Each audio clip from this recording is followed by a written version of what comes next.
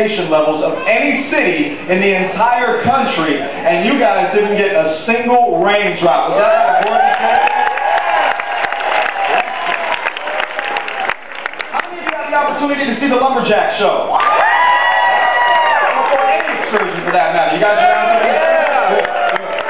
Well, again, I didn't go on any excursions, but I was just walking around. No, I didn't see any bears, but I was just walking around. And while I was walking and observing, it made me think of something, and I wanted to ask you, how many of you have gotten into the whole concept of people watching? Right. Well, I'll tell you what, if this is not yet a hobby that you have decided to adopt, I highly recommend that you do so, especially on cruise ships. Because I'll be honest with you, some of the things that you say and some of the things that you do are far more entertaining than anything that I can bring to you on this stage. And I was trying to think of a good example. To tell you. And then I thought all the way back to day one of the cruise. We were in Seattle. We had not even left yet. Now, some of you might have been on. About 1:30, I made an announcement, a welcome aboard announcement, and I said when your staterooms were going to be ready. And then I proceeded to give directions on how to find your stateroom. So, for example, if you have an even-numbered stateroom, it could be found on the port or left-hand side of the ship. And if you had an odd-numbered stateroom, it could be found on the starboard or right-hand side of the ship. Well, I finished making my announcement, and I had literally not gotten 5 steps outside of my office when this little lady comes up to me and she said, "What if your stateroom has both?"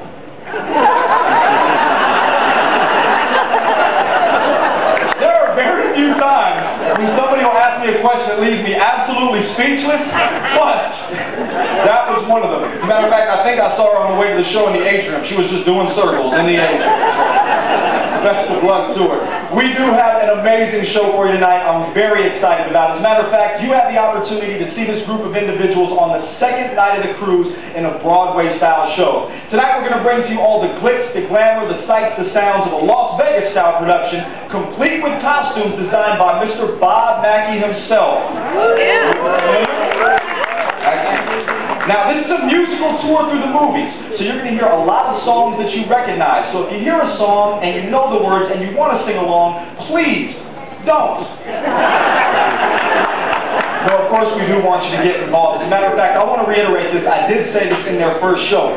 The more that you give them as an audience, the better of a show that you will get in return. Mark my words, they feed off of your energy. So when you see something you like, I ask you, please do not wait till the end of the number. Right then and there, I want you to show them your appreciation, kind of like this gentleman right here. We want you to clap, yell, scream, cheer, let them know right then and there. Can you do that? It's going to be a good show. A couple of side notes, we do kindly ask that there is no flash photography or video recording. One more thing that I want to mention. We have been rehearsing all day. Alright, the sound techs have been rehearsing, the lighting techs have been rehearsing, and of course the singers and dancers have been rehearsing. There is only one group that has yet to rehearse today, and that is you, the audience. So here's what I want to do. I want to start the show the exact same way that we're going to end it. I want you to pretend as though the singers have just hit their high notes, the dancers are in their final poses, and you have just witnessed 54 minutes of the most incredible production show that you have ever seen. Are you with me?